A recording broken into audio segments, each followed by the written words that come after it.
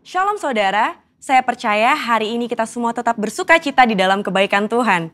Pesan Tuhan yang menjadi tema di tahun 2021 menegaskan bahwa tahun ini adalah tahun integritas. Hal ini berarti kunci kemenangan di tahun ini terletak dari integritas seorang Kristiani dalam segala aspek kehidupannya.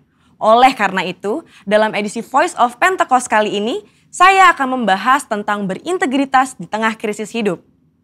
Saudara, di hari-hari ini, ujian integritas sedang terjadi bagi saudara dan saya.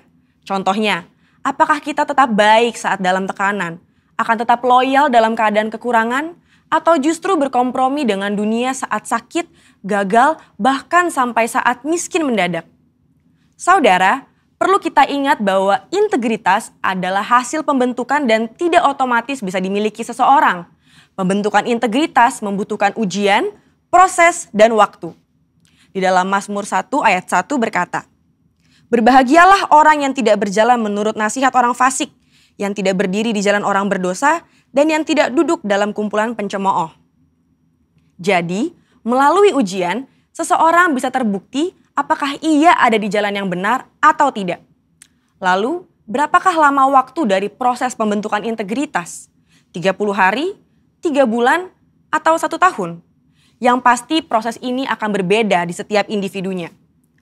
Orang yang dibentuk integritasnya memerlukan kekuatan spiritual, kejiwaan, dan fisik. Asupan ini diperlukan di awal proses, di tengah ujian, hingga akhirnya menjadi pemenang untuk berbuah. Untuk melewati proses pembentukan integritas, kita tentu perlu bertumbuh dan berakar di dalam firman Tuhan.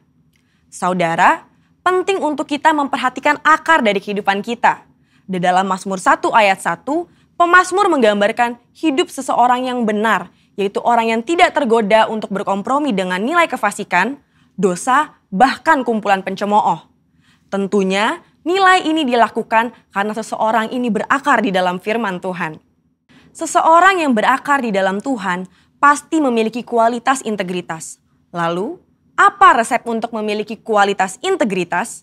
Sesuai dengan Mazmur 1 ayat 2, kita harus menjadikan Taurat itu kesukaan dan merenungkan Taurat itu siang dan malam.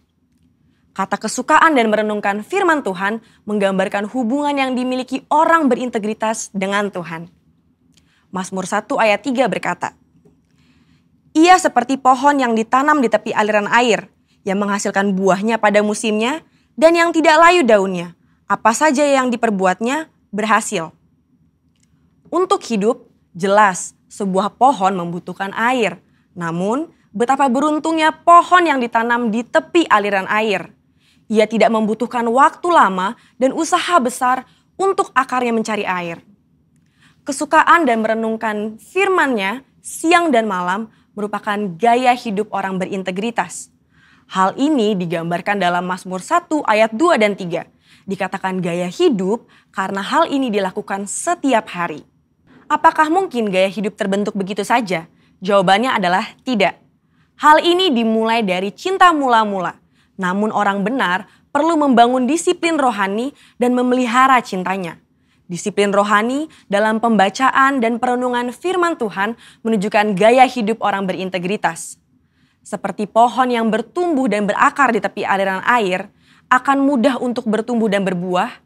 Demikian digambarkan gaya hidup orang yang berintegritas, yang kesukaannya ialah merenungkan firman Tuhan siang dan malam.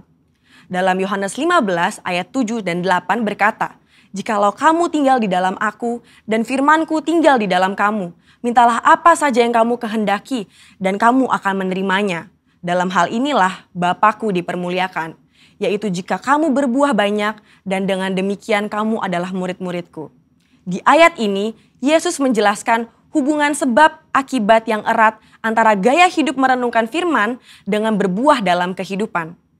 Apa buah yang diinginkan Tuhan dihasilkan oleh setiap umatnya? Buah-buah yang Tuhan ingin kita hasilkan adalah buah pertobatan, buah kehidupan, buah karakter, dan buah jiwa-jiwa. Selain itu, apa dampak lain dari tertanam di tepi aliran air? Dalam Mazmur 1 ayat 3 menjelaskan dengan tidak layu daunnya.